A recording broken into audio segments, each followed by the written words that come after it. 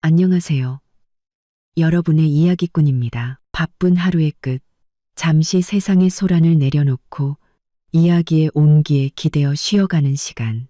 오늘 밤 여러분과 함께 나눌 이야기는 바로 이겁니다. 여러분, 인생에서 가장 행복해야 할 결혼식 날. 시어머니가 모든 하객 앞에서 이제부터 매달 우리 가족 생활비로 1,000만 원씩 내놔라라고 한다면 어떡하시겠어요? 연봉 4억에 잘 나가는 신부였던 저는 사회자의 재촉에 마이크를 잡고 웃으며 딱 한마디를 던졌습니다. 그 한마디에 결혼식장은 그야말로 아수라장이 됐고 시댁 식구들은 전부 그 자리에 얼어붙었죠. 부드럽게 흘러나오는 사랑의 멜로디, 향기로운 꽃들로 가득한 행복의 공간. 저는 수천만 원을 호가하는 맞춤 제작 웨딩드레스를 입고 꽃이 피 흩뿌려진 무대 중앙에 서 있었습니다. 부드러운 조명이 저와 제 옆에 김민준 씨를 감싸고 있었죠. 민준 씨는 깔끔한 턱시도를 차려입고 금방이라도 꿀이 떨어질 듯한 눈빛으로 저를 바라보고 있었습니다. 객석에는 수백 명의 하객들이 앉아 있었습니다. 세계 각지에서 날아온 제 비즈니스 파트너들과 회사 동료들, 부하 직원들, 세계 각지에서 날아온 모두들 세련된 옷차림에 품위 있는 모습이었죠. 그리고 민준 씨의 고향에서 올라온 온갖 친척들, 그들은 대부분 호기심과 약간의 어색함이 섞인 표정으로 자신들의 상상을 초월하는 이 호화로운 결혼식장을 둘러보고 있었습니다. 사회는 국내 최고의 명성을 자랑하는 스타 사회자였습니다. 그는 감정이 듬뿍 담긴 목소리로 말하고 있었죠. 오늘부터 두 사람은 부부로서의 책임을 함께 짊어지게 될 것입니다. 기쁠 때나 슬플 때나 부유할 때나 가난할 때나. 저는 살짝 고개를 돌려 민준 씨의 옆모습을 바라봤습니다. 가슴 벅찬 만족감과 함께 약간은 비현실적인 현기증이 일었습니다. 연봉 4억, IT 금융업계에서 10년 가까이 피땀 흘려 이뤄낸 성과였습니다. 수많은 밤샘 근무와 칼날 같은 결단력으로 얻어낸 결과였죠. 30살의 업계 거대 기업의 최연소 부사장 자리에 오른 저, 박서연. 저는 대부분의 사람들이 부러워할 만한 부와 지위를 가졌습니다. 그런 제가 김민준 씨를 선택한 이유는 제 연봉의 10분의 1도 채 벌지 못하는 온화하고 부드러운 성품의 디자이너인 그에게서 이 각박한 세상에서 보기 드문 성실함과 진심을 보았기 때문입니다. 그리고 저를 향한 그의 지극한 사랑을 믿었기 때문이죠. 저는 치열한 비즈니스 세계를 떠나 기댈 수 있는 안식처를 이해 타산 없이 오직 사랑만으로 이어진 인연을 찾았다고 생각했습니다. 이 결혼식을 위해 저는 서울 시내 최고급 호텔의 연회장을 통째로 빌렸습니다. 최고급 생활을 비행기로 공수하고 최고의 웨딩 플래닝 팀을 섭외했죠. 모든 디테일 하나하나 완벽을 기했습니다. 민준 씨네 집에 어떤 경제적 부담도 주고 싶지 않아 모든 비용은 제가 혼자 부담했습니다. 심지어 시댁의 주요 친척들에게는 두둑한 돈 봉투와 선물까지 준비했죠. 제가 원한 것은 오직 모두의 축복 속에서 치러지는 완벽한 결혼식이었습니다. 저는 주빈석을 바라봤습니다. 자랑스러움과 어딘가 모를 불안감이 뒤섞인 복잡한 표정의 제 부모님. 아마 부모님은 제가 너무 손해보는 결혼을 한다고 생각하셨을 겁니다. 그리고 시어머니, 민준 씨의 어머니는 오늘 새 것으로 보이는 짙은 붉은색의 고운 한복을 차려입고 머리를 단정하게 빗어 넘긴 채 얼굴 가득 미소를 짓고 있었습니다. 연신 주변 친척들에게 무언가 자랑하듯 이야기하고 있었죠. 그 미소에는 기쁨 외에도 마치 큰 한 몫을 챙긴 듯한 의기양양함이 엿보였습니다. 저는 고개를 저으며 이 낯선 느낌을 제 예민함 탓으로 돌렸습니다. 오늘은 좋은 날이야. 다른 생각하지 말자. 결혼식은 순조롭게 진행되었습니다. 반지 교환, 혼인 서약, 모든 순서가 예행 연습이라도 한 듯 완벽하게 이어졌죠. 드디어 패백이라는 중요한 순서가 다가왔습니다. 사회자가 분위기를 띄웠습니다. 자, 이제 오늘의 하이라이트입니다. 신부가 시부모님께 큰 절을 올리고 비로소 아버님, 어머님하고 부르게 되는 시간인데요. 이 아버님, 어머님 소리와 함께 이제 진짜 한 가족이 되는 거죠. 도우미들이 정성스럽게 준비된 패백상을 내왔습니다. 저는 민준 씨와 함께 나란히 서서 의자에 앉아 계신 시아버지께 먼저 큰 절을 올렸습니다. 아버님, 절 받으세요. 시아버지는 평생을 공장에서 성실하게 일하다 은퇴하신 분으로 이런 자리가 어색한 듯 조금은 굳은 표정으로 절을 받으시곤 두툼한 봉투를 제 손에 쥐어주셨습니다. 목소리는 작았지만 진심이 담겨 있었습니다. 그래, 아가. 앞으로 우리 민준이랑 행복하게 잘 살아라. 감사합니다. 아버님. 저는 미소 지으며 봉투를 받았습니다. 이 돈이 시부모님이 평생 아끼고 모아오신 돈일 거라는 생각에 마음이 묵직해졌습니다. 마음이 중요한 거죠. 이어서 시어머니께 절을 올릴 차례였습니다. 시어머니는 시아버지보다 더 꼿꼿한 자세로 앉아 얼굴 가득 환한 미소를 짓고 있었습니다. 그 눈빛에는 무언가 뜨거운 욕망이 번뜩이는 듯했습니다. 저는 공손하게 큰 절을 올리고 패백주를 올리려 잔을 들었습니다. 깊게 숨을 들이쉬고 제가 할 수 있는 가장 사랑스러운 목소리로 그 의미심장한 한마디, 어머님을 부르려던 바로 그 순간이었습니다. 어머. 하고 입을 떼려는 찰나. 시어머니가 갑자기 손을 들어 제 동작을 막았습니다. 술잔을 받으려는 손이 아니었습니다. 아주 어색하고 돌발적인 잠깐 하는 손짓이었죠. 잠깐만. 그리 날카로운 목소리는 아니었지만 장엄한 배경음악이 멈추고 모든 하객의 이목이 집중된 이 순간 그 목소리는 유난히 크고 날카롭게 울려 퍼졌습니다. 술잔을 내밀던 제 손이 허공에서 멈췄고 얼굴의 미소는 순간 얼어붙었습니다. 옆에 선 민준 씨의 몸이 살짝 굳는 것이 느껴졌습니다. 사회자를 포함한 모든 하객들이 당황했고 수군거리는 소리가 파도처럼 조용히 번져나갔습니다. 곁눈질로 보니 주빈석에 앉아 계신 부모님의 표정이 굳어지며 미간을 찌푸리고 계셨습니다. 역시 경험 많은 사회자는 금세 웃으며 상황을 수습하려 했습니다. 하하, 우리 신랑 어머님께서 너무 감격하신 나머지 우리 며느리에게 뭔가 특별한 말씀을 해주고 싶으신가 봅니다. 시어머니는 헛기침을 한번 하더니 여전히 미소를 띤 채 저를 바라봤습니다. 하지만 그 미소는 제 눈에 이미 다른 의미로 보였습니다. 무언가를 계산하는 듯한 영악함이 서려 있었죠. 시어머니는 술잔도 사회자의 말도 아랑곳하지 않고 제 얼굴에 시선을 고정한 채 바로 앞 마이크를 통해 연회장 전체에 울려 퍼지도록 목소리를 높였습니다. 서연아, 술은 이따 마셔도 되고 오늘 이렇게 친척들, 친구들 다 모인 자리에서 증인으로 삼고 내가 너랑 상의할 게 좀 있다. 심장이 쿵 하고 내려앉았습니다. 상의? 패백 순서에 이 중요한 순간에 모든 하객 앞에서 상의를 김민준 씨가 참지 못하고 나지막이 말했습니다. 엄마, 무슨 할 얘기가 있으면 예식 끝나고. 시어머니는 매서운 눈초리로 아들을 쏘아보았습니다. 아들의 말을 가로막는 거부할 수 없는 위험이 서려 있었죠. 민준 씨의 말은 그대로 목구멍으로 삼켜졌습니다. 저는 민준 씨를 잘 압니다. 그는 효자이고 심지어 조금은 유약한 구석이 있습니다.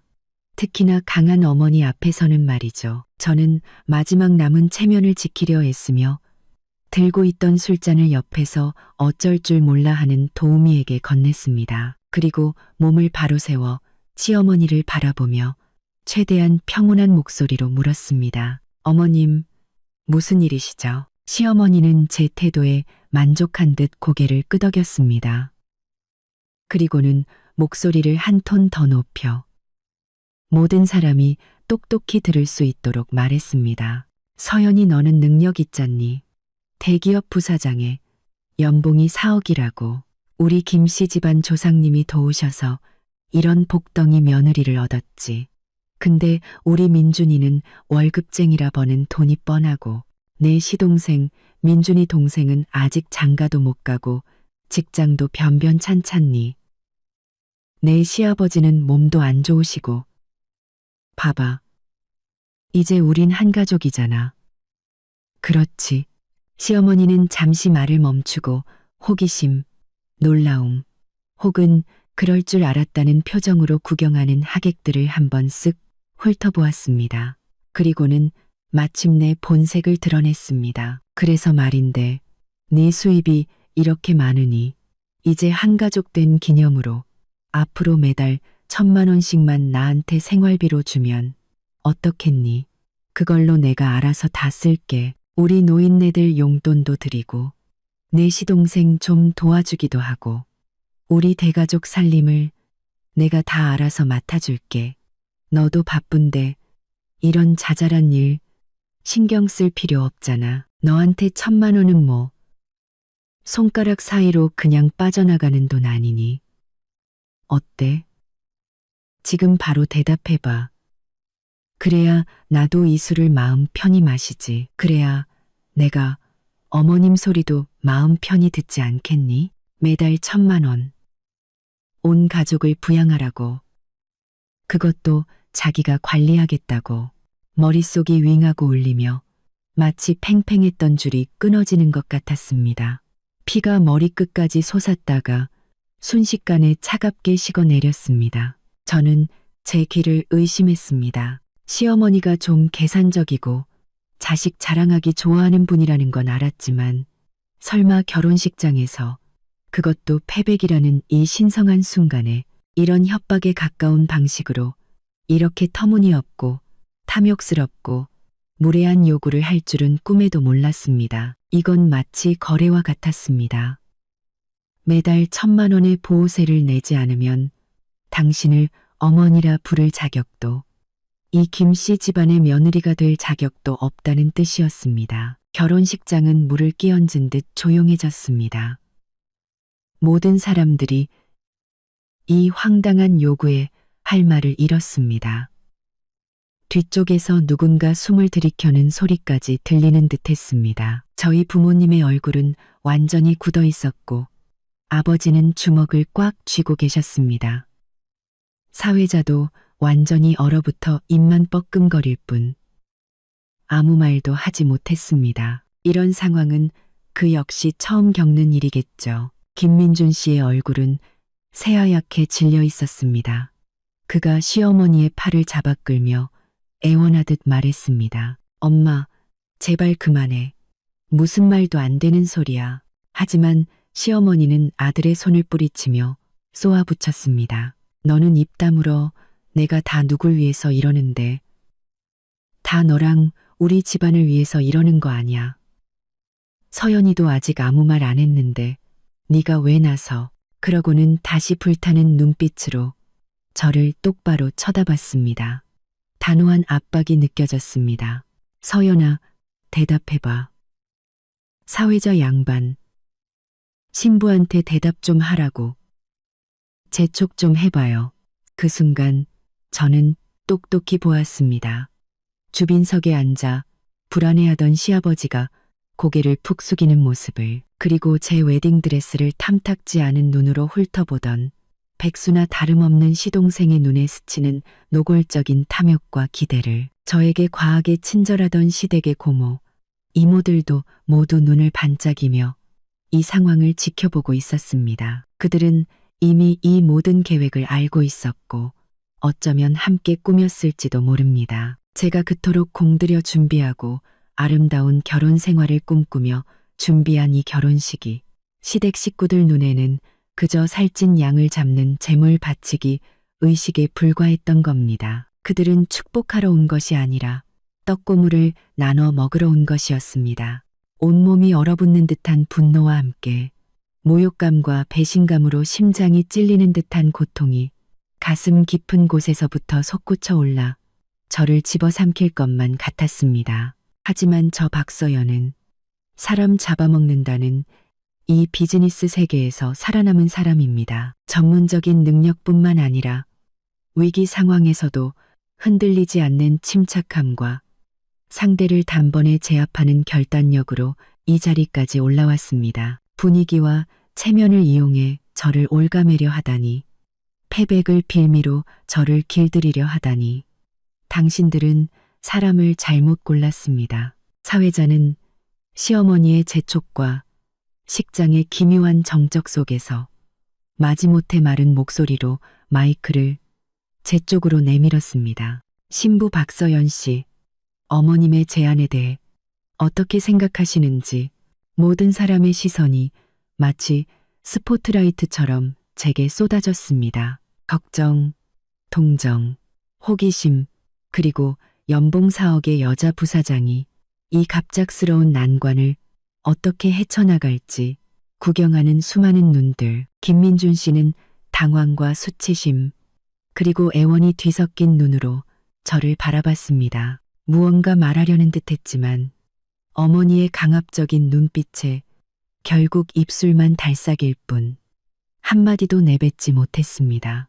그 순간 그에 대해 쌓아왔던 모든 애정에 선명한 균열이 가는 것을 느꼈습니다. 저는 깊게 숨을 들이쉬어 가슴 속에서 들끓는 분노를 억지로 억눌렀습니다. 딱딱하게 굳어있던 제 얼굴의 미소는 오히려 다시 부드럽게 퍼져나갔습니다. 이전보다 더 환하고 더 아름다운 미소로 말이죠. 저는 손을 뻗어 어쩔 줄 몰라 하는 사회자의 손에서 그 무거운 마이크를 자연스럽게 넘겨받았습니다. 차가운 금속의 감촉이 손끝에 닿자 익숙한 통제력이 온몸으로 돌아오는 기분이었습니다. 저는 객석의 다양한 표정들을 천천히 훑어본 후 마지막으로 계산과 확신으로 가득 찬 시어머니의 얼굴에 시선을 고정했습니다. 미소는 더욱 달콤해졌습니다.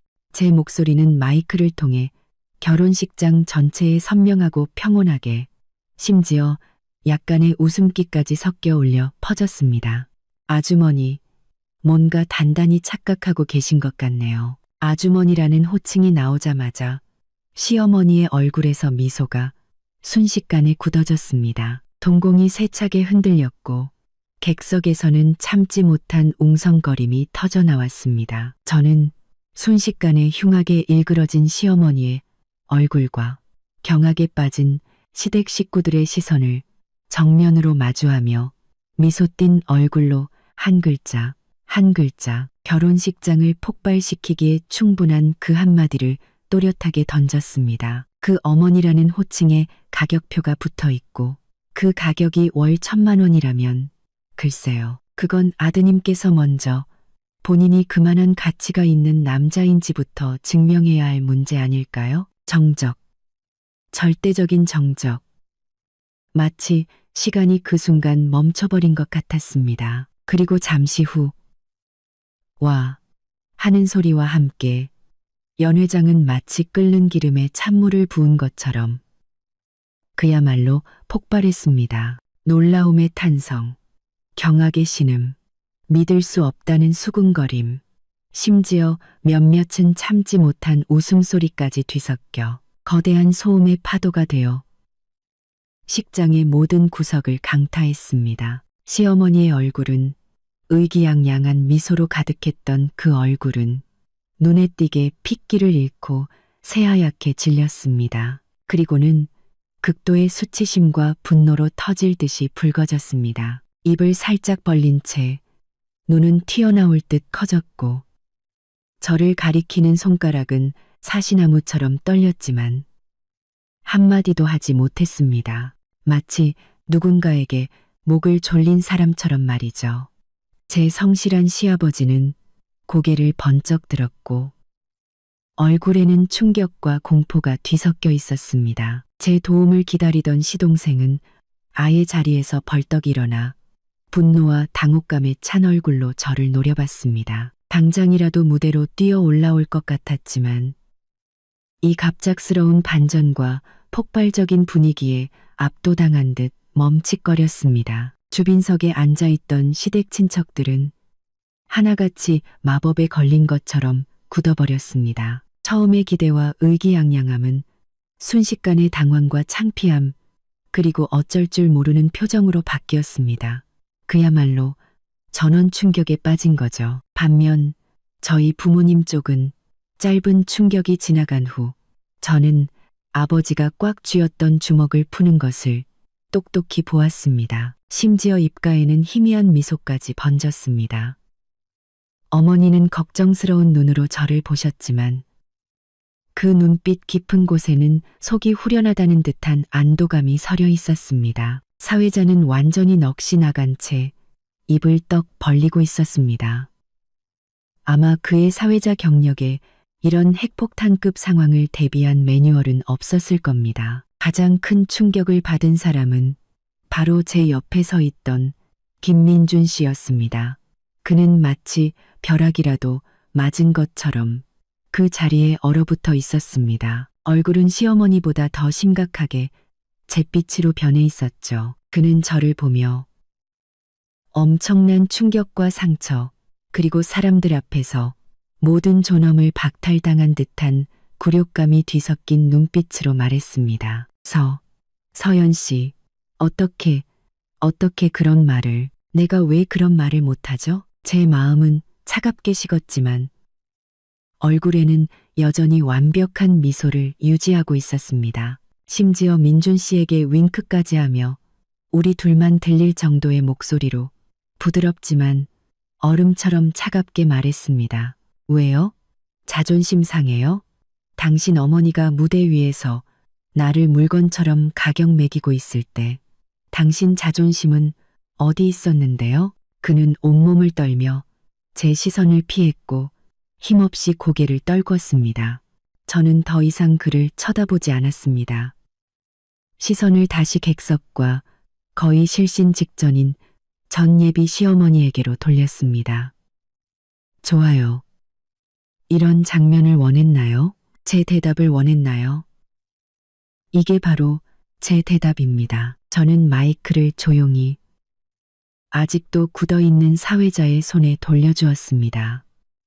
마치 방금 간단한 게임이라도 끝낸 사람처럼 말이죠. 그리고는 손을 들어 흥분으로 조금 헝클어진 면사포를 우아하게 정리했습니다. 이어서 모든 하객들을 향해 여전히 품위 있는 미소를 지으며 아직 꺼지지 않은 마이크를 통해 또렷하게 말했습니다. 하객 여러분, 죄송합니다. 오늘 결혼식은 잠시 중단해야 할 것 같습니다.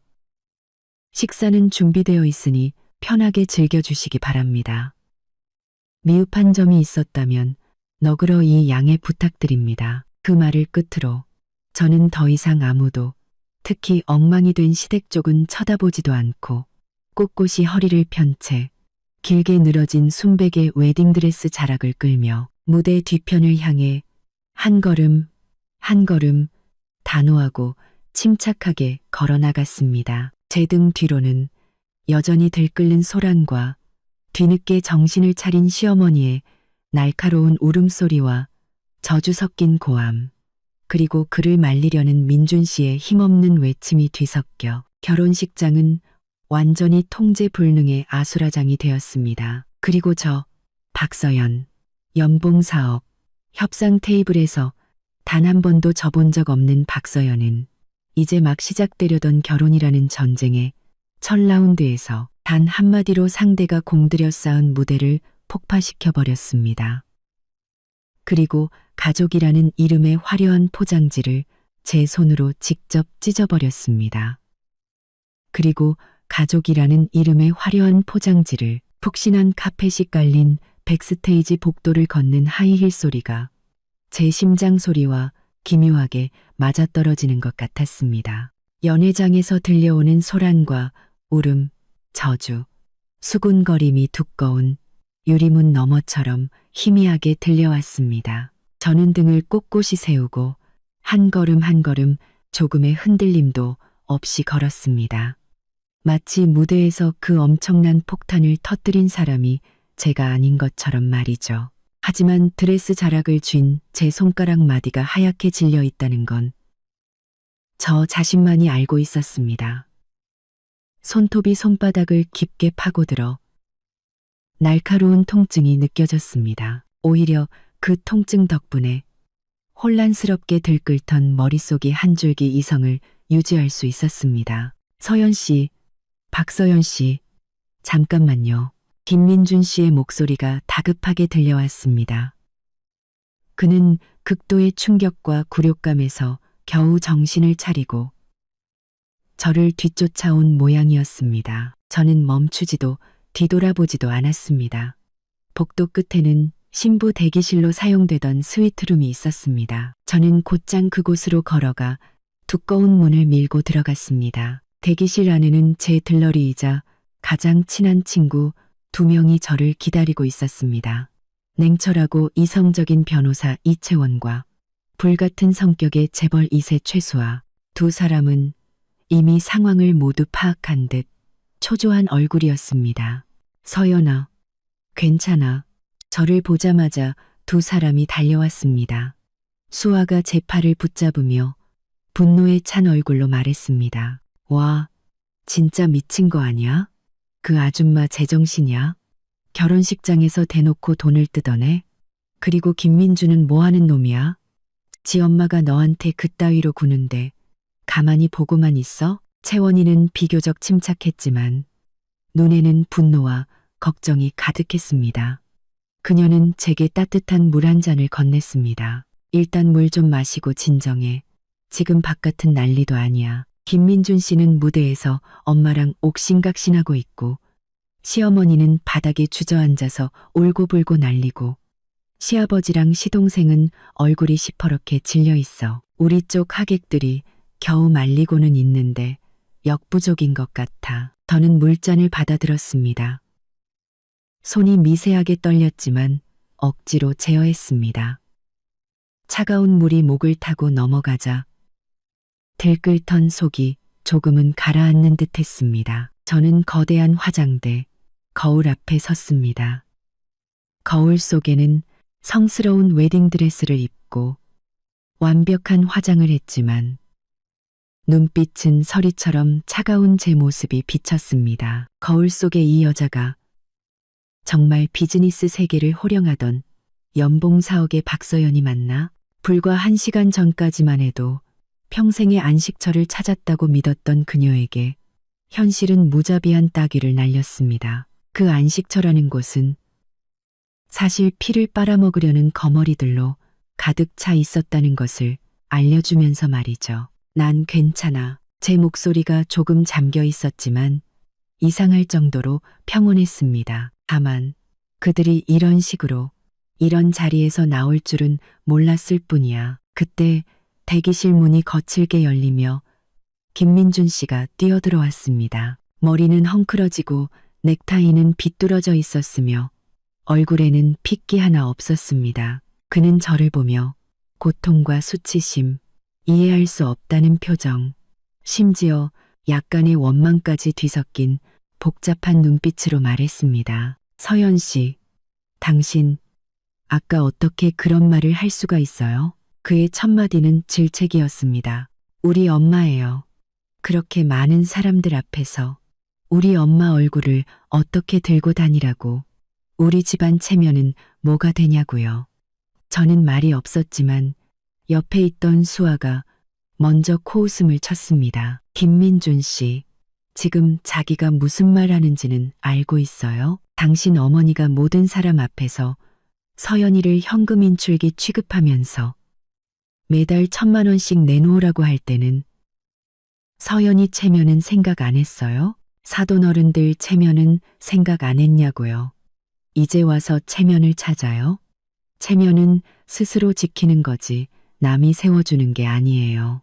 수아에 쏘아붙이는 말에 김민준 씨의 얼굴이 불그락부르락해졌습니다. 그는 수아의 날카로운 시선을 피하며 여전히 저를 향해 애원하듯 말했습니다. 서연 씨, 우리 엄마가 잘못한 거 알아요.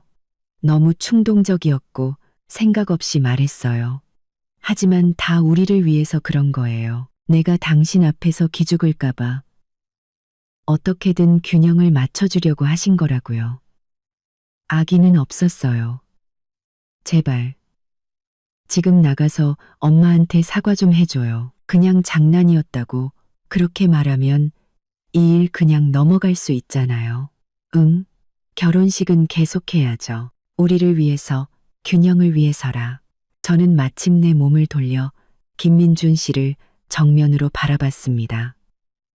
거울 속의 차가운 이미지가 현실에서 그를 똑바로 응시하는 제 시선이 되었습니다. 김민준 씨, 말해봐요. 대체 어떤 우리를 위함이 우리 인생에서 가장 중요한 결혼식장에서 패백 술잔을 거부하고 며느리로 인정하지 않겠다는 협박을 동원해서 매달 1,000만 원짜리 노예 계약서에 서명하라고 강요하는 거죠.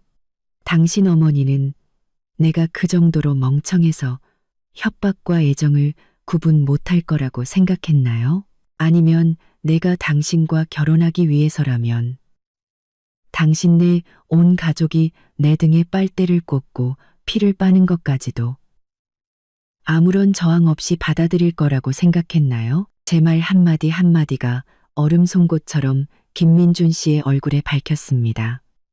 그는 비틀거리며 얼굴의 핏기가 완전히 가셨습니다.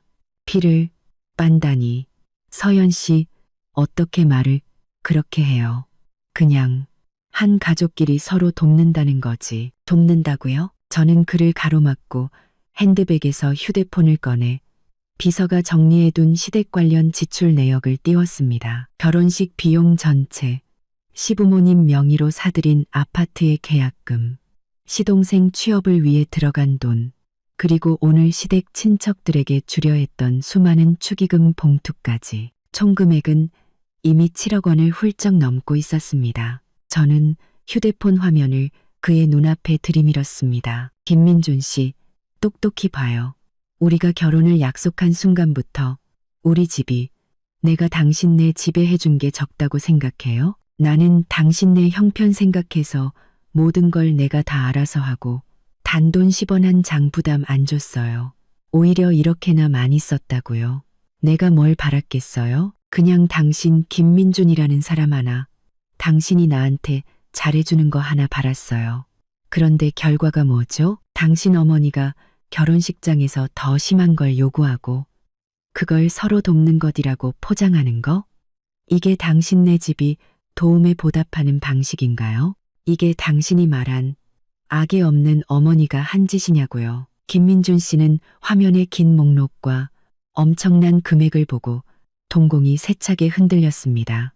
입술을 떨며 아무 말도 하지 못했습니다. 그는 제가 이 결혼을 위해 그의 가족을 위해 얼마나 많은 것을 쏟아부었는지 전혀 혹은 완전히는 알지 못했던 모양입니다. 아마 그는 내 아들은 잘났으니 저 여자가 돈을 쓰는 건 당연하다는 어머니가 만들어낸 환상 속에서 살아왔을지도 모릅니다. 민준 씨, 제 목소리에는 깊은 피로와 실망감이 묻어났습니다. 나는 당신이 그저 효심이 깊고 조금 유약할 뿐이라고 생각했어요. 하지만 틀렸네요. 당신은 옳고 그름도 구분 못하고 당신 어머니에게 완전히 세뇌당했어요. 당신 어머니는 당신을 위한 게 아니에요. 당신의 결혼을 이용해서 당신의 그 한심한 동생과 당신네 온 가족의 탐욕을 채우기 위한 황금기를 깔고 있는 거라고요. 그런데 당신은 내 남편이라는 사람은 내가 사람들 앞에서 모욕당할 때 입 다물라는 말 외에 뭘 했죠? 그리고 지금 나한테 와서 상처받은 아내를 위로하기는커녕 왜 당신 어머니의 요구에 순순히 응하지 않았냐고, 왜 당신네 집안의 그 보잘것없는 체면을 지켜주지 않았냐고 나를 비난하고 있잖아요. 제 말은 우리 사이에 남아있던 마지막 온정의 베일마저 찢어버렸습니다. 김민준 씨는 힘이 쭉 빠진 듯 옆 소파에 주저앉아 머리를 감싸쥐고 고통스럽게 신음했습니다. 그럼 나더러 어떡하라고, 우리 엄마잖아. 내가 어떡하냐고. 그의 모습을 보니 이상하게도 제 마음속 분노가 가라앉고 그 자리를 차가운 슬픔이 채웠습니다. 이게 내가 평생을 함께하기로 선택했던 남자의 모습이라니. 결정적인 순간에 그의 어깨는 우리의 결혼은커녕 정의로운 말 한마디조차 지탱하지 못했습니다. 당신이 뭘 할 수 있냐고요? 저는 그에게 다가가 그를 내려다보며 이전보다 더 차갑고 평온한 목소리로 말했습니다. 지금 당신에게 두 가지 선택지를 주겠어요. 김민준 씨는 멍하니 저를 올려다봤습니다. 첫째, 저는 검지를 세웠습니다. 지금 당장 나가서 당신 어머니와 모든 친척들에게 아까 그 터무니없는 요구는 없던 일로 하라고 말해요. 그리고 당신 어머니는 오늘 이 행동에 대해 모든 하객 앞에서 나와 우리 부모님께 정식으로 사과해야 해요. 그 후에 결혼식은 간소화해서 진행하고 앞으로 우리 가정의 재정은 당신 본가와 완전히 분리해요. 내 동의 없이는 어떤 형태로든 당신 집에 돈을 보내는 건 안 돼요. 특히 당신 동생한테는. 김민준 씨의 얼굴이 극도로 굳어졌습니다. 사람들 앞에서 사과를. 그게 어떻게 가능해? 우리 엄마가. 그럼 두 번째를 선택해요. 저는 그의 말을 자르고 두 번째 손가락을 폈습니다. 단호한 목소리로 말했습니다. 결혼식 취소해요. 지금 당장. 당신은 당신네 친척들 수습하고 나는 우리 쪽 하객들 수습하고 결혼식 손해 비용은 전부 내가 책임질게요. 그리고 우리 둘은.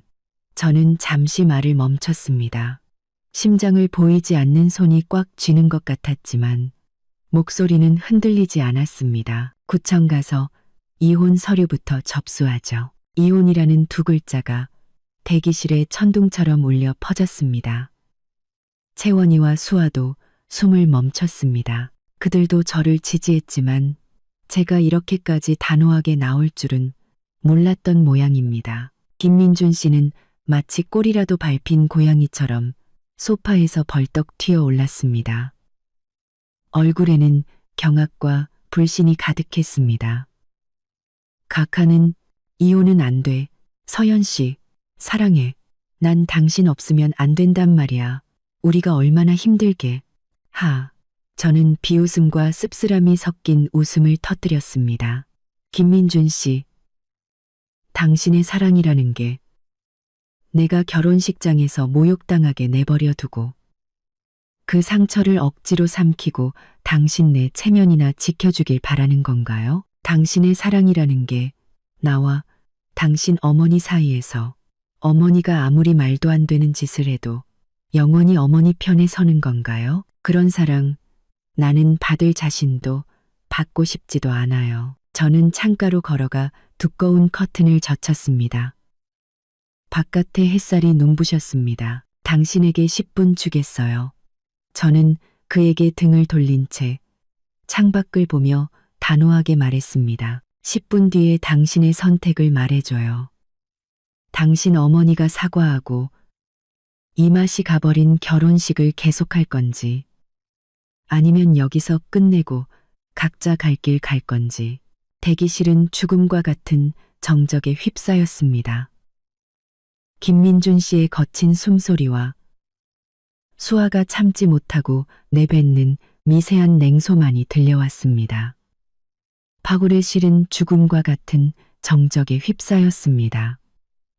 대기실은 죽음과 같은 정적에 휩싸였습니다. 제 등 뒤에 꽂히는 그의 시선이 갈등과 고통, 절망으로 가득 차 있다는 것을 느낄 수 있었습니다. 하지만 이번만큼은 제 마음은 돌처럼 단단했습니다. 한 번 타협하면 수십, 수백 번을 타협해야 합니다. 오늘 월 1,000만 원에 타협하면 내일 그들은 더 많은 것을 요구할 겁니다. 내 결혼은 자선 사업이 아니고 무한정 돈이 나오는 현금 인출기도 아닙니다. 이 결혼식은 이미 그들의 탐욕과 김민준 씨의 나약함을 비추는 거울이 되었고 저 자신을 깨어나게 했습니다. 10분. 한 관계의 생사를 결정하는 시간. 어쩌면 무대 위에서의 그 반격보다 지금 이 순간이 저에게는 더 큰 용기가 필요한 순간일지도 모릅니다. 그리고 한 사람과 한 관계의 본질을 가장 명확하게 볼 수 있는 순간이기도 했습니다. 시간은 1분 1초 더디게 흘러갔습니다. 김민준 씨는 즉시 선택을 내리지 못했습니다. 그는 마치 영혼이라도 빠져나간 사람처럼 소파에 주저앉아 텅 빈 눈으로 천장을 바라보며 어떻게 이렇게 됐지? 우리 엄마는 아기가 없었는데 와 같은 힘없는 말만 중얼거렸습니다. 수아가 참지 못하고 무언가 말하려 했지만 채원이가 눈짓으로 막았습니다. 채원이는 제게 나지막이 말했습니다. 스스로 생각할 시간을 줘. 너무 몰아붙이면 오히려 역효과야. 저는 고개를 끄덕였습니다. 쉬운 결정이 아니라는 건 압니다. 한쪽은 자신을 낳아준 어머니와 가족의 체면, 다른 한쪽은 사랑한다고 말해왔던 여자와 이제 막 시작되려던 결혼 생활. 그의 마음속 저울은 지금 극심한 고통 속에서 흔들리고 있을 겁니다. 하지만 저는 더 이상 그에게 애매한 태도를 용납할 수 없었습니다. 원칙의 문제는 타협의 대상이 아니니까요. 그때 제 휴대폰이 울렸습니다. 아버지였습니다. 저는 구석으로 가 전화를 받았습니다. 서연아, 괜찮니? 아버지의 목소리는 차분했지만 억눌린 분노가 느껴졌습니다. 네, 아빠. 저 괜찮아요. 대기실에 있어요. 지금 바깥이 아주 난리다.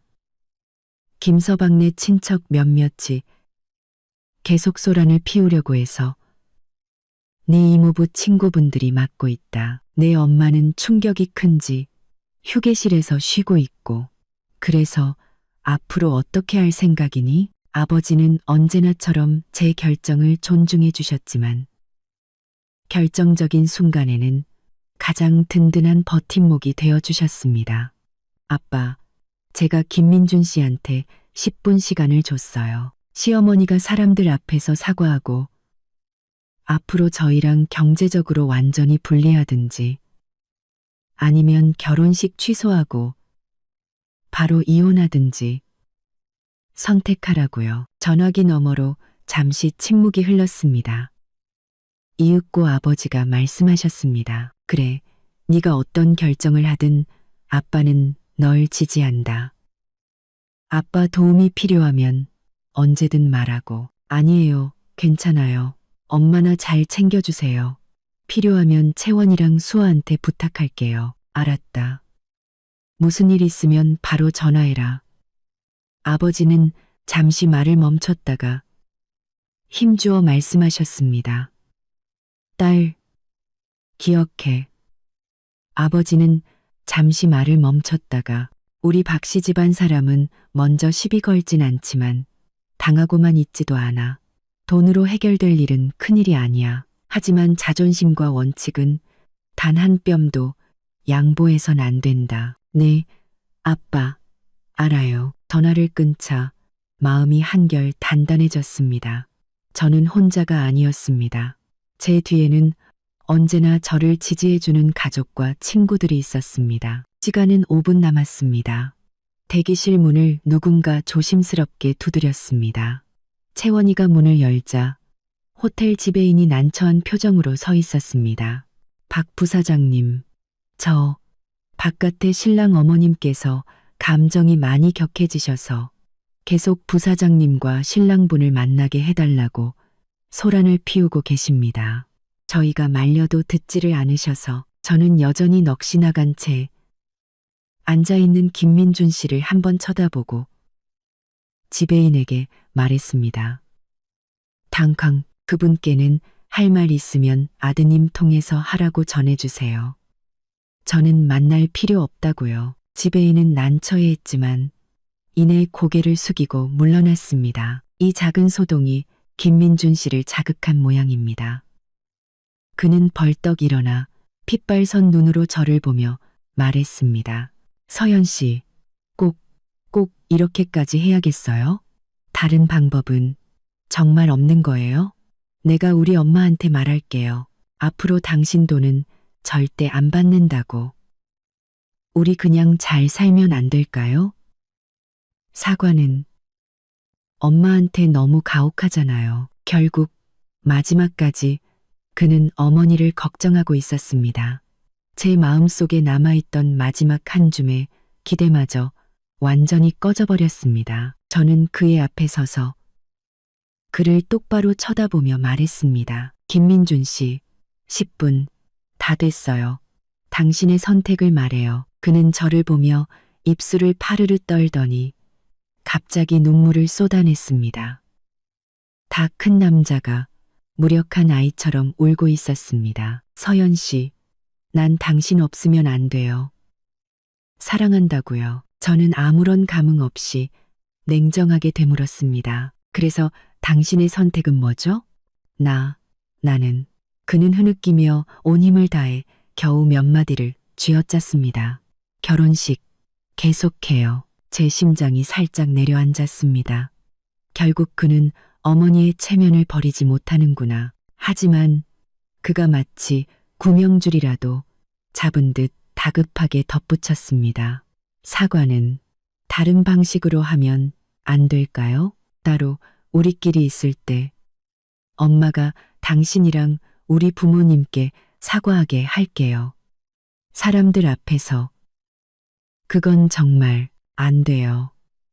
저는 그의 말을 단호하게 잘랐습니다. 타협의 여지는 없었습니다. 반드시 사람들 앞에서 해야 해요. 이건 원칙이고 태도의 문제예요. 따로 사과하고 나면 당신 내 친척들은 전부 내가 속 좁아서 노인을 억지로 고개 숙이게 만들었다고 생각하겠죠. 김민준 씨, 그런 생각은 꿈도 꾸지 마세요. 내가 원하는 건 명확하고 확실한 정리와 태도 표명이에요. 제 강경한 태도에 김민준 씨는 완전히 절망했습니다. 그는 다시 소파에 주저앉아 두 손으로 얼굴을 감싼 채 어깨를 심하게 들썩이며 고통스럽게 울었습니다. 수아가 비웃었습니다. 이제 와서 울면 뭐가 달라져요? 당신 어머니가 그 말도 안 되는 소리 할 때 남자답게 엄마 미쳤어요? 라고 한마디만 했어도 일이 이 지경까지는 안 왔을걸요? 당신 어머니가 그 말도 안 되는 소리 할 때 채원이도 차갑게 말했습니다. 김민준 씨, 눈물로 해결될 문제는 아니에요. 서연이가 제시한 건 두 사람의 관계를 고려한 최선의 해결책이었어요. 불분명한 경제적 관계를 완전히 끊고 경계를 명확히 하든가 아니면 깨끗하게 헤어지든가. 질질 끌수록 서로만 더 고통스러워질 뿐이에요. 김민준 씨는 그저 울기만 할 뿐 아무 대답도 하지 않았습니다. 저는 그가 선택을 내리지 못한다는 것을 알았습니다. 그는 어머니의 뜻을 거역할 수도 저를 잃는 것을 감당할 수도 없었던 겁니다. 이 나약함과 우유부단함이 바로 가장 치명적인 문제였습니다. 저는 깊게 숨을 들이쉬고 결정을 내렸습니다. 당신이 선택을 못하겠다면 내가 대신 선택해주죠. 제 목소리는 조용한 대기실에 선명하게 울려 퍼졌습니다. 김민준 씨의 울음소리가 멎었고 그는 겁에 질린 눈으로 저를 쳐다봤습니다. 저는 휴대폰을 들어 비서에게 전화를 걸었습니다. 지금 바로 호텔과 웨딩업체에 연락해서 결혼식은 취소하고 바로 피로연으로 전환하라고 전해요. 우리 쪽 중요 하객들 잘 챙기고 집안 사정으로 예식은 취소됐지만 식사는 예정대로 진행된다고 설명해. 답례품이랑 봉투는 2배로 준비해서 사과의 뜻을 전하고 모든 손실 비용은 내 개인 비용으로 처리해요. 서연 씨, 안 돼. 김민준 씨가 달려들어 제 휴대폰을 뺏으려 했지만 저는 몸을 피하며 얼음 같은 눈으로 그를 쏘아봤습니다. 그리고 장 변호사님께 연락해서 표준 이혼 합의서 양식 가지고 1시간 내로 호텔로 오시라고 해. 지금 바로요. 전화를 끊고 저는 잿빛이 된 김민준 씨를 보며 한 글자 한 글자 힘주어 말했습니다. 김민준 씨, 우리 결혼은 여기까지예요. 이제 우리는 아직 정식으로 시작도 하기 전에 파탄 나버린 이 혼인 관계를 어떻게 품위 있게 끝낼 건지 이야기해야죠. 그 말을 끝으로 저는 더 이상 그의 절망적인 표정을 보지 않고 채원이와 수아에게 말했습니다. 채원아, 수아야, 이 드레스 좀 벗겨줘. 이제 더 이상 입고 있을 이유가 없네. 수아는 즉시 대답하며 능숙하게 제 등 뒤에 단추를 풀기 시작했고 채원이는 제 소지품들을 차분하게 챙기기 시작했습니다. 거울 속 성스러운 웨딩드레스를 입은 신부의 모습은 서서히 사라지고 그 자리에는 익숙한 날카롭고 냉철한 눈빛의 여자 부사장 박서연이 다시 나타나고 있었습니다. 두꺼운 웨딩드레스가 껍질처럼 벗겨져 친구들의 손에 의해 조심스럽게 더스트백에 담겼습니다. 미리 준비해둔 간결하고 세련된 샤넬 트위드 정장으로 갈아입고 흐트러진 화장을 고친 뒤 올린 머리를 풀어 단정한 로우 포니테일로 묶었습니다. 거울 속의 인물은 눈빛이 날카롭고 기품이 넘쳤습니다. 결혼식장에서 잠시 부드러움과 기대를 내비쳤던 신부 박서연은 온데간데없고 비즈니스 세계를 호령하던 박 부사장만이 남아 있었습니다. 이 모든 과정 동안 김민준 씨는 근처 소파에 영혼이 빠져나간 조각상처럼 주저앉아 잿빛 얼굴과 텅 빈 눈으로 저의 변신을 지켜볼 뿐이었습니다. 그는 더 이상 울지도 애원하지도 않았습니다. 아마도 저의 단호함과 이어진 전화 통화가 그의 마지막 환상마저 산산조각 냈을 겁니다. 서연아, 변호사님 40분쯤 뒤에 도착하신대. 채원이가 휴대폰을 보며 제게 나지막이 말했습니다. 호텔이랑 웨딩 업체 쪽은 얘기 다 됐어. 많이 당황했지만 최대한 협조해서 피로연으로 전환하겠다고 했고 너희 부모님이랑 중요한 비즈니스 파트너들은 우리랑 수아가 먼저 가서 상황 설명하고 안정시켜 놓을게. 고마워, 채원아, 수아야. 저는 깊게 숨을 들이쉬었습니다. 몸에 딱 맞는 정장이 주는 긴장감과 힘이 느껴졌습니다. 지금 바깥 상황은 어때? 수아가 입술을 삐죽이며 속 시원하다는 표정으로 말했습니다. 어떻긴 난리가 났지. 근데 주로 김민준 씨네 쪽만 난리야. 너희 부모님이 우리 쪽 친척들은 다 진정시키셨고 중요한 어른들도 나서서 김씨 집안이 경우 없이 굴어서 서연이한테 상처 줬다. 결혼 엎어진 건 자업자득이다라고 분위기 잡아주셨어. 지금은 대부분 김씨 집안 욕하는 분위기야. 특히 그 시어머니, 그쪽 친척 몇몇이 소란 피우려다 호텔 보안팀한테 끌려나갔다는 소문도 있고 저는 고개를 끄덕였습니다. 예상했던 바입니다. 세상은 결국 현실적입니다. 저의 부와 지위, 사회적 관계는 이런 충돌이 발생했을 때 여론이 자연스럽게 제 쪽으로 기울게 만듭니다. 하물며 명분은 완벽하게 제게 있었으니까요. 김민준 씨, 저는 몸을 돌려 더 이상 그를 민준 씨나 남편이라 부르지 않았습니다. 사무적인 목소리로 말했습니다. 결혼식은 취소됐으니 이제 뒷수습을 해야죠. 첫째, 우리가 이미 신고한 혼인 관계에 대해서 김민준 씨가 번쩍 고개를 들었습니다. 눈에는 공포가 서렸습니다. 이혼이라는 두 글자가 가진 차가운 법적 의미를 이제야 실감한 듯 했습니다. 안 돼, 서연 씨. 우리 다시 얘기 좀 해. 이혼은 안 돼. 그가 비틀거리며 일어나려 했지만 다리에 힘이 풀려 다시 주저앉았습니다.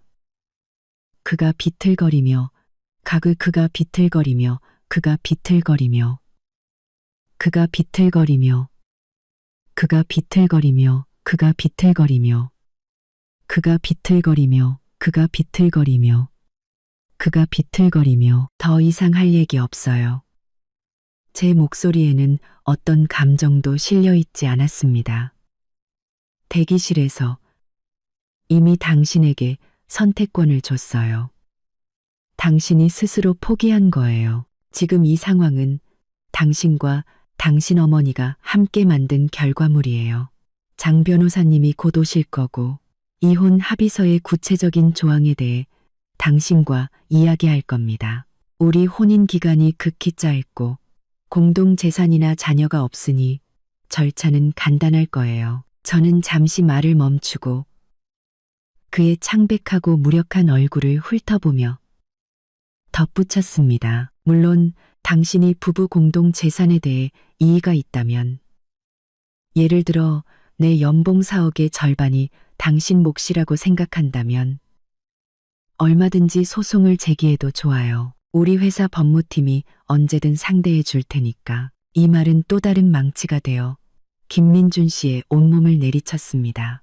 그는 당연히 알고 있을 겁니다. 저의 능력과 수단을 동원하면 그가 제게서 단돈 10원도 뜯어낼 수 없다는 것을. 이른바 공동재산이라는 것은 사실상 존재하지도 않았고 법적으로도 명확했습니다. 나는 당신 돈을 원한 게 아니야. 그가 고통스럽게 머리를 감싸 쥐었습니다. 그럼 뭘 원하는데요? 저는 차갑게 물었습니다. 내가 모든 걸 잊고 아무 일도 없었던 것처럼 당신과 행복한 부부 연기를 계속하고 매달 꼬박꼬박 당신 어머니께 1,000만 원씩 상납하길 바랐나요? 김민준 씨, 그게 가능하다고 생각해요? 그는 아무 말도 하지 못했습니다. 그때 대기실 문이 다시 시끄럽게 두드려졌습니다. 우리가 대답하기도 전에 문이 벌컥 열리고 시어머니의 분노와 눈물로 일그러진 얼굴이 들이밀어졌습니다. 그 뒤에는 음울한 표정의 시동생도 서 있었습니다. 민준아, 이 한심한 놈아, 저 여자가 내 엄마한테 이렇게 막 대하는데 가만히 있을 거야? 당장 나와. 시어머니의 날카로운 목소리가 대기실의 무거운 분위기를 깨뜨렸습니다. 그녀는 이미 결혼식이 취소됐다는 소식을 들은 모양이었습니다. 김민준 씨는 마치 바늘에 찔린 사람처럼 반사적으로 일어나려 했습니다. 앉아요. 제 목소리는 낮았지만 거부할 수 없는 위험이 서려 있었습니다. 김민준 씨의 몸이 그 자리에 굳었습니다. 저는 문가로 다가가 문을 활짝 열지 않고 틈새로 밖에 그 혐오스러운 두 얼굴을 바라봤습니다. 아주머니, 저는 다시 한번 이 거리감 있는 호칭을 사용했고 시어머니의 얼굴이 또다시 일그러지는 것을 확인했습니다. 여기는 아주머니가 계실 곳이 아닙니다. 할 말 있으면 호텔 직원에게 하시거나 제 변호사가 오면 그와 이야기하세요. 변호사, 무슨 변호사? 시어머니가 소리쳤습니다. 박서연, 너 지금 무슨 속셈이야? 내가 똑똑히 말하는데 돈 좀 있다고 잘난 척하지 마. 오늘 우리 김씨 집안 망신시킨 거 이대로 안 끝나. 너 반드시 우리 집에 책임져야 해. 책임이요? 저는 차갑게 웃었습니다. 무슨 책임을 원하시는데요? 제가 왜 순순히 월 1,000만 원을 바치지 않았는지에 대한 책임? 아니면 제가 왜 이 미친 결혼식을 참지 않고 엎어버렸는지에 대한 책임? 시동생이 옆에서 불쑥 끼어들었습니다. 야, 박서연, 잘난 척 좀 그만해. 돈 좀 있다고 우리 집 무시하는 거야. 우리 형이 너 같은 거랑 결혼한 게 인생 최대의 실수다. 너 오늘 당장 우리 엄마한테 사과해. 안 그러면 뭐요? 제가 그의 말을 자르고 날카로운 눈빛으로 쏘아보자 시동생은 제 기세에 눌려 뒷말을 삼켰습니다. 제가 그의 말을 삼켰습니다. 김민준 씨, 당신 동생 단속 똑바로 해요. 만약 그와 당신 어머니가 계속 여기서 소란을 피우면 난 보안팀을 불러서 그들을 경찰서에 보내는 것도 마다하지 않겠어요. 고급 호텔에서 소란 피우고 공갈 미수 혐의를 받는 것에 대해 경찰이 아주 흥미로워할 것 같네요. 공갈 미수라는 네 글자는 시어머니와 시동생의 머리 위에 찬물을 끼얹는 것과 같았습니다. 두 사람의 얼굴이 순식간에 변하며 기세가 한풀 꺾였습니다. 그들이 무식할지는 몰라도 그 네 글자의 무게는 알고 있었을 겁니다. 너 지금 무슨 헛소리야? 시어머니가 허세를 부리며 소리쳤습니다. 헛소리인지는 아주머니 마음이 더 잘 알겠죠. 오늘 이 자리에 있던 수백 명의 하객이 모두 증인입니다. 지금 당장 경찰에 신고해서 누가 옳은지 가려볼까요? 저는 휴대폰을 드는 신용을 했습니다. 엄마, 민호야, 그만 좀 해. 이 이상 창피당하고 싶어? 김민준 씨가 마침내 폭발했습니다. 그는 문 쪽을 향해 고통과 절망이 뒤섞인 목소리로 소리쳤습니다.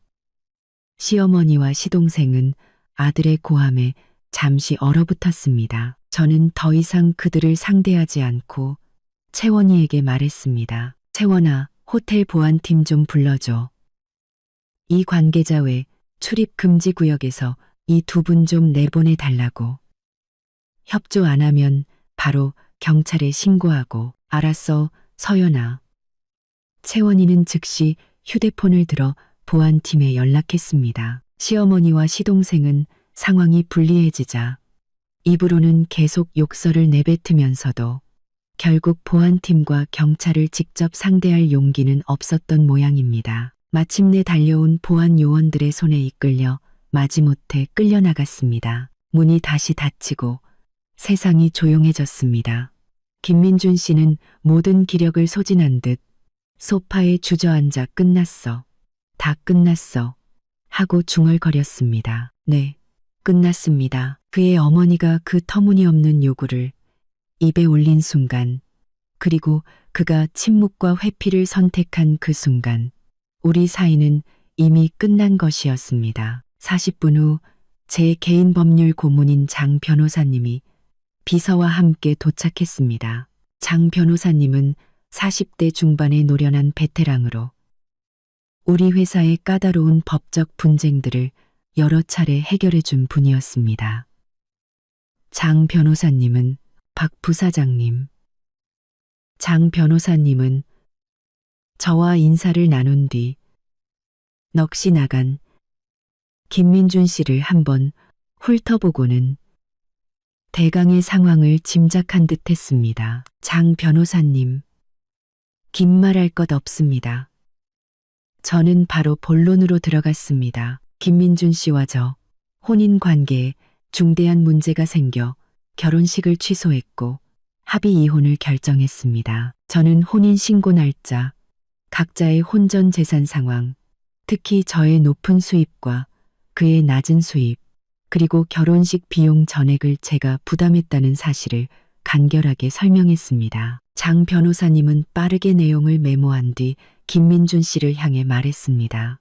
김민준 씨, 방금 박 부사장님께서 말씀하신 내용에 대해 이해 있으십니까? 김민준 씨는 붉게 충혈된 눈으로 장 변호사님과 저를 번갈아 쳐다보며 입술만 떨 뿐 아무 말도 하지 못했습니다. 이의가 없으시다면 이혼 합의서의 구체적인 조항에 대해 논의를 시작하겠습니다. 원칙적으로 두 분의 혼인 기간이 극히 짧고 공동 재산 축적이 없으며 자녀도 없으므로 이혼 합의는 간단할 겁니다. 혼인 관계를 해소하고 이후 각자의 삶에 관여하지 않는다는 것을 명확히 하는 것이 주된 내용입니다. 장 변호사님의 목소리는 전문적이고 냉정했습니다. 저는 이혼하고 싶지 않습니다. 김민준 씨가 울먹이며 말했습니다. 장 변호사님은 안경을 고쳤으며 말했습니다. 김민준 씨, 감정적인 부분은 제 전문 분야가 아닙니다. 제 역할은 두 분이 이혼에 동의하신다는 전제하에 합법적이고 공정한 합의서를 작성하도록 돕는 것입니다. 만약 당신이 일방적으로 합의 이혼을 거부하신다면 박 부사장님께서는 소송을 통해 혼인 관계를 해소할 수밖에 없습니다. 그렇게 되면 시간은 더 오래 걸리고 절차도 더 복잡해질 겁니다. 소송이라는 말에 김민준 씨의 얼굴에 공포가 스쳤습니다. 물론 제가 입을 열었습니다. 목소리는 평온했지만 흔들림이 없었습니다. 당신이 계속 이혼을 거부해도 상관없어요. 그럼 법대로 하죠.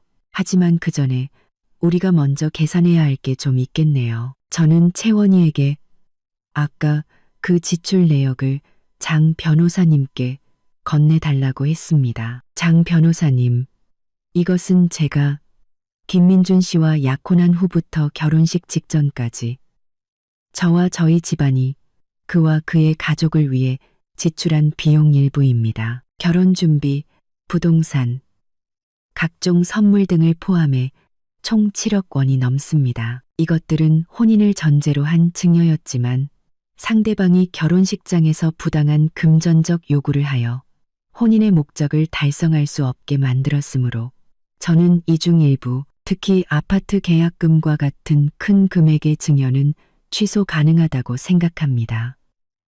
이 부분에 대해 법률적으로 검토해 주시고 필요하다면 반환 청구 소송을 준비해 주십시오.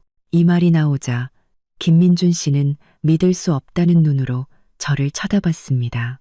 서연 씨, 그 돈을 돌려달라고요?